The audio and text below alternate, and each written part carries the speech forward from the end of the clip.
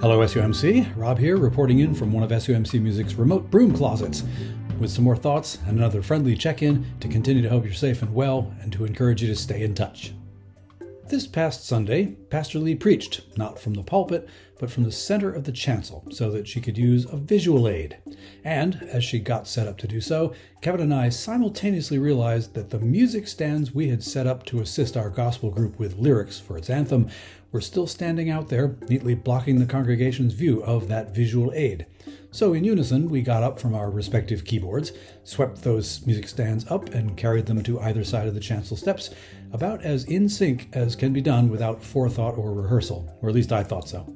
I watched the live stream video of the service afterward and confirmed it. Yep, connected at the brain we are.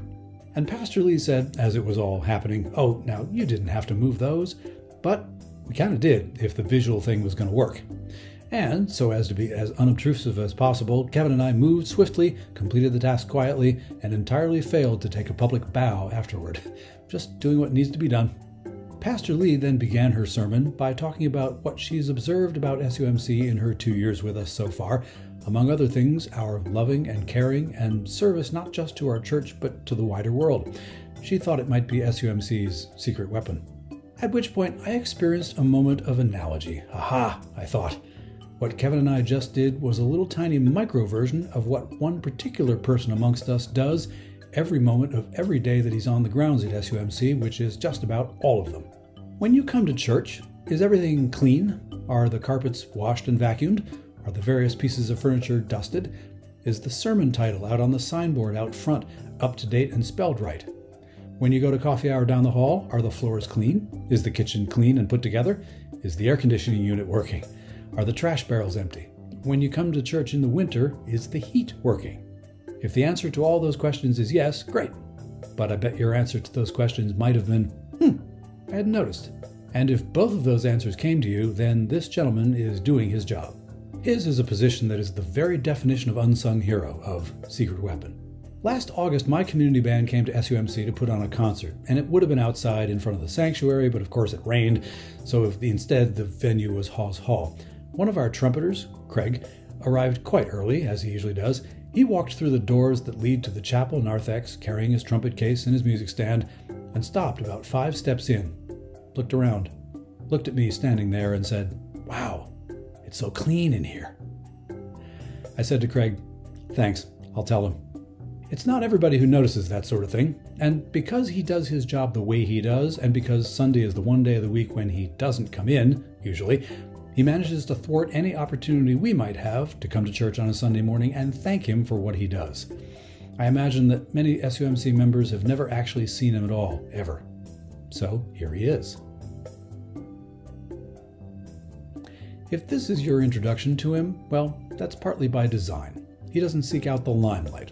In fact, quite often at staff meetings, if we do try to thank him for something, he'll deflect it cheerfully. It's just part of my job. And he's got a helper who is also so uninterested in the limelight that even at staff appreciation moments, publicly, at coffee hour, he doesn't come.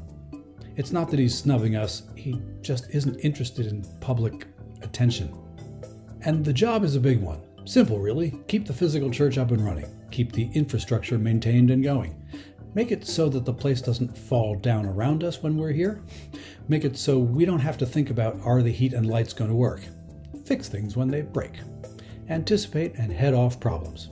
And during the COVID time, when we were all trying to figure out whether or how we might do church, whether or how our Sunny Hill preschool was going to be able to operate, he added to his usual workload. Extra cleaning, extra imagining of how things could be set up so that those functions could happen safely in the new COVID-19 reality. He, perhaps more than anybody else in that year and a half or two, loved and cared for the church. And you didn't even know. And I'm not sure there was an adequate way of compensating him for it in any sense. He kept this joint afloat, silently, in the background, like he does all the time.